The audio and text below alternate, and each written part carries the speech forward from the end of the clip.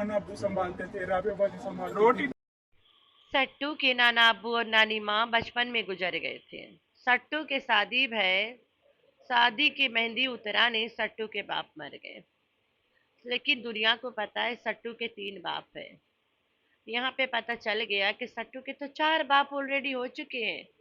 अब पचवा आएगा भाई। तो चौथा बाप कौन है वो तो बाद में बताऊंगी मैं। और ये चौथा बाप वो है जो इसे संभालता था चंगुला को। चौथा बाप वो है जो चंगुला को सट्टू के साथ, राबिया कानी के साथ संभालता था।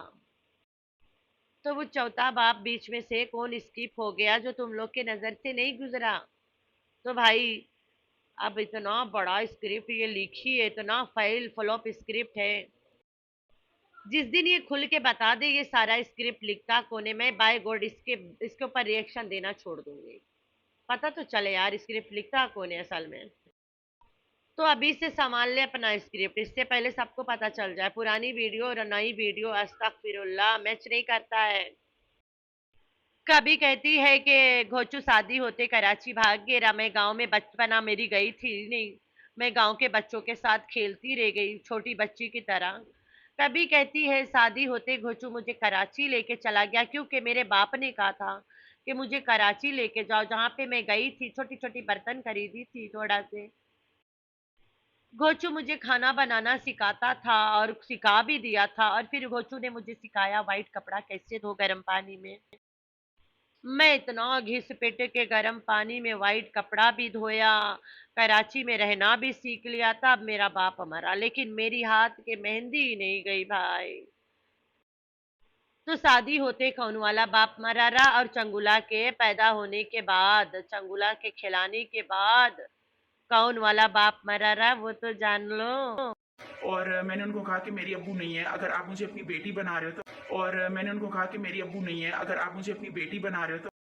अब वो दुनिया में नहीं है, ये लाइन से इसने काफी लोगों को ब्लैकमेल किया, कोसर के बाप को और अपने यूट्यूब फैमिली को भी बड़ा ब्लैकमेल किया।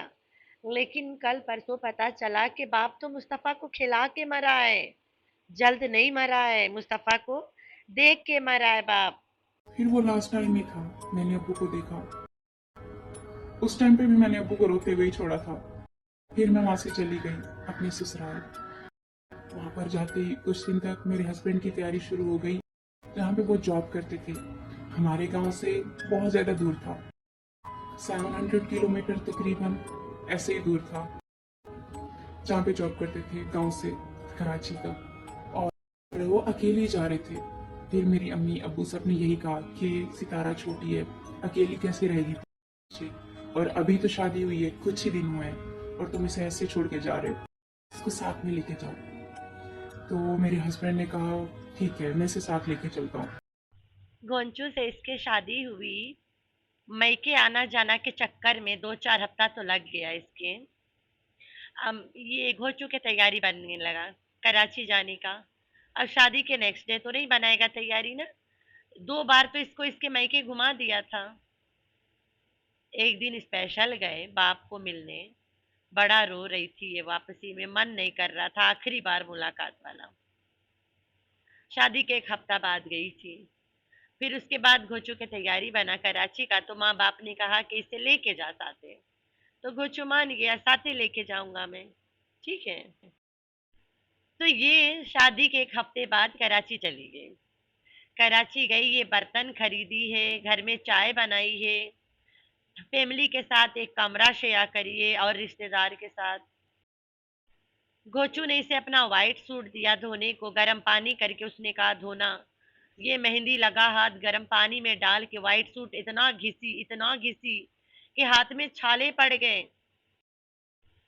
लेकिन मजाल है वो मेहंदी छुट भी नहीं करा। शादी के 1-2 हफ्ते तो हो ही गए, 3 हफ्ते, लेकिन मजाले मेहंदी छुटा ही नहीं। ठीक है, स्क्रिप्ट चेक कर। और बस ऐसे ही कुछ दिन गुजर रहे थे वहां पर।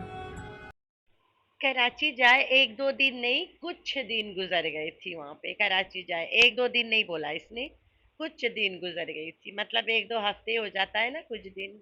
और वहां पर हम अपना खाना बनाया करते थे।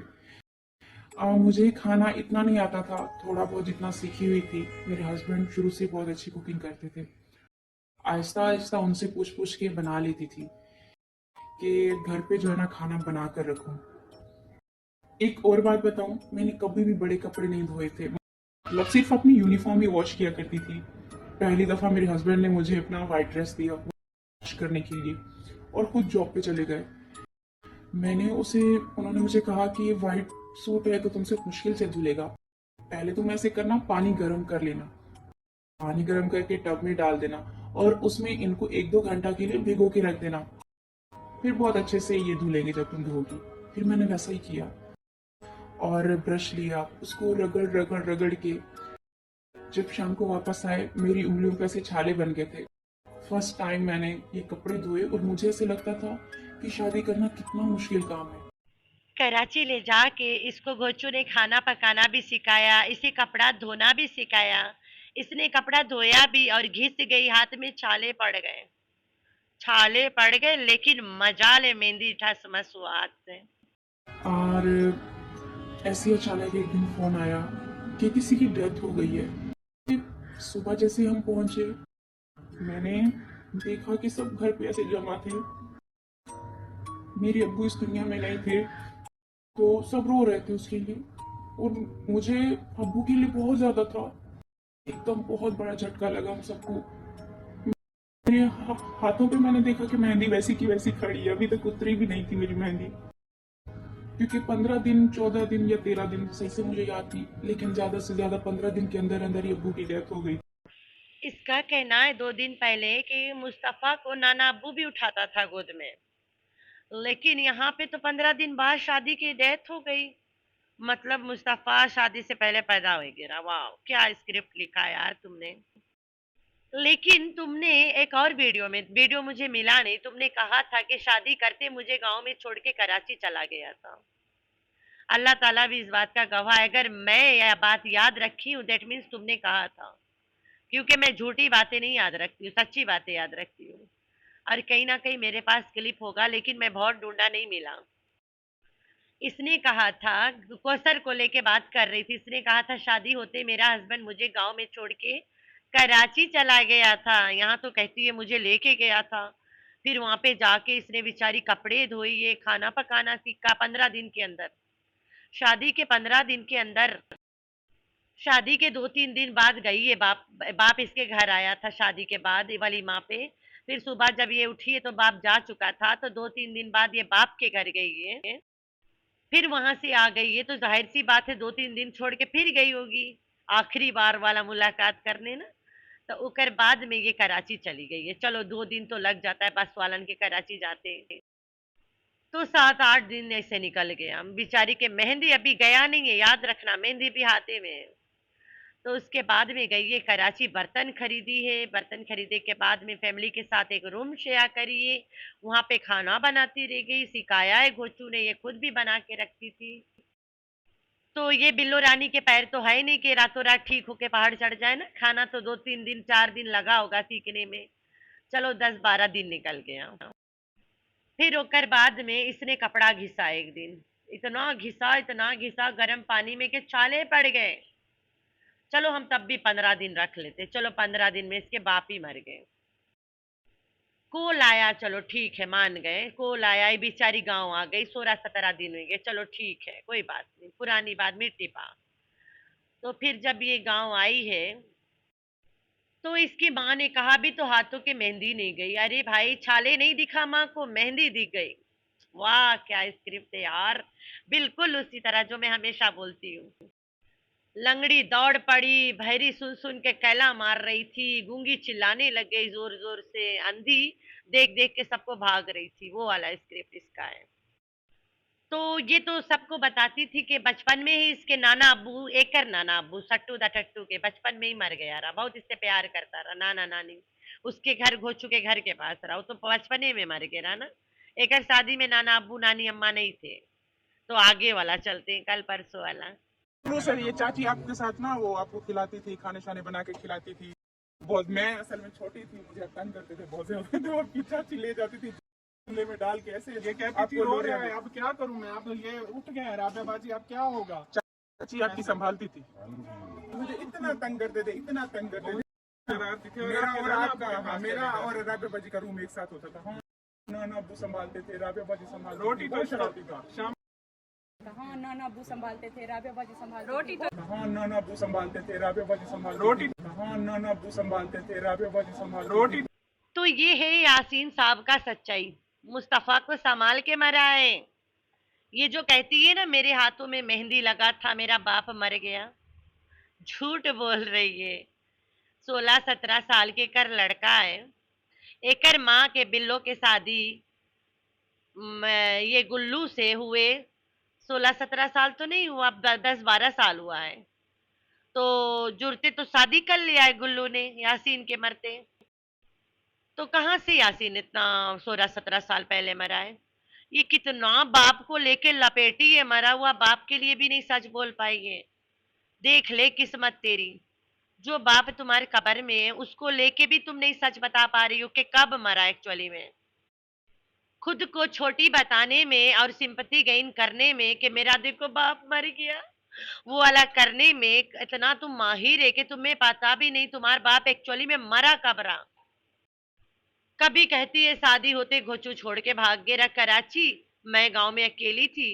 कभी कहती है घोचू लेके चला गया था मुझे साथ ही, वहां पे मैं कपड़ा घिसती रह गई, मेहंदी लगा रह गया।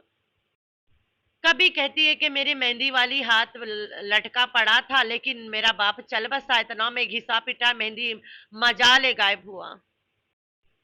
तो भाई ये जो काउन शाउन है ये तो हमारी तो कंट्री में भाई अभी जल्द निकला था, लाइक अबाउट अभी से 12-13 ईयर्स पहले। तब दैट मीन्स उस टाइम ये काउन शाउन था ना इसके शादी पे भी, वरना उससे पहले तो पाउडर भिगो के लगाते थे लोग या पीस के लगाते थे। शायद पाकिस्तान में था होगा, क्योंकि मैं यहाँ के नहीं हूँ तो मुझे इतना नहीं पता, मैं इतना ज्यादा नहीं बोल सकती हूँ इस बारे में। तब भी कोई भी मेहंदी हो यार, एक हफ्ता में तो उड़ ही जाता है इतने काम धाम करके। लेकिन ये बेचारी कराची जाके खाना पकाला सीख के, वाइट धोती धोए के गर्म पानी में घिस पिट के आई है, मेहंदी लिए दिए चली आई है। क्या स्क्रिप्ट है यार, सट्टू दा टट्टू लिखे कौन रहा, बस इतना बता दे मुझे। जिस दिन तुम बता दोगे तुम्हारा स्क्रिप्ट लिखता कौन है, मैं कसम से तुम्हारा पीछा छोड़ दूंगी, तुम्हें एक्सपोज करना छोड़ दूंगी। हमारे यहाँ पे मौसम खराब है, लाइट हाली हाली आती जाती है। तो ये वाला क्लिप मैंने नहीं सुना रहा, सच बताऊं तो मेरी एक बहुत प्यारी सी बहन है जिसने सुना रहा कि कर नाना तो जिंदा रहा भाई, लड़का को खिला के मरा है। तो ये कौन वाला नाना है जो मेहंदी वाला हाथ में वाला टाइम गुजर के रहा? तो बिल्लो कितने बंदे थे तेरे, एक और कहां से पैदा हो गया जो मुस्तफा को खिलाता था? नाना अब्बू, नाना अब्बू तो एक ही होते हैं ना, बाकी तो नाना टाना होते हैं। तो नाना अब्बू चंगुला को खिला के मरा या मेहंदी वाली हाथ छोड़ के मरा, अब अल्लाह जाने।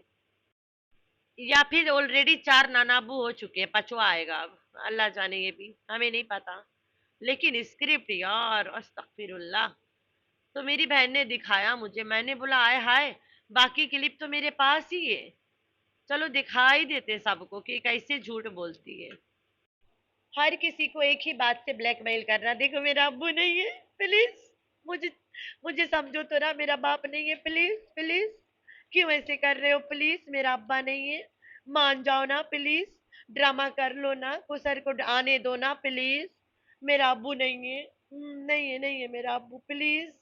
तो ऐसे करती रह गई सबको। तो यूट्यूब फैमिली को भी तो बताना है यार कि मेरा बाप तब मरा, मैं बहुत छोटी थी, बहुत बेचारा करा। अब तो मुझे लग रहा है वो रंग बिरंगा वाला गोल्ड वाला सब झूठ था। तो मरहूम बाप के लिए भी झूठ बोलती है ये औरत, कितना और बोलेगी भाई साहब। सबसे मिलती जुलती है उसको लेके झूठ बोलती है, झूठ रिकॉर्ड ब्रेक, वाह ये वाला झूठ रिकॉर्ड ब्रेक है। तो आप लोगों ने रखना अपना बहुत सारा ख्याल और दुआ में करना अपनी बहन को याद। अल्लाह हाफिज।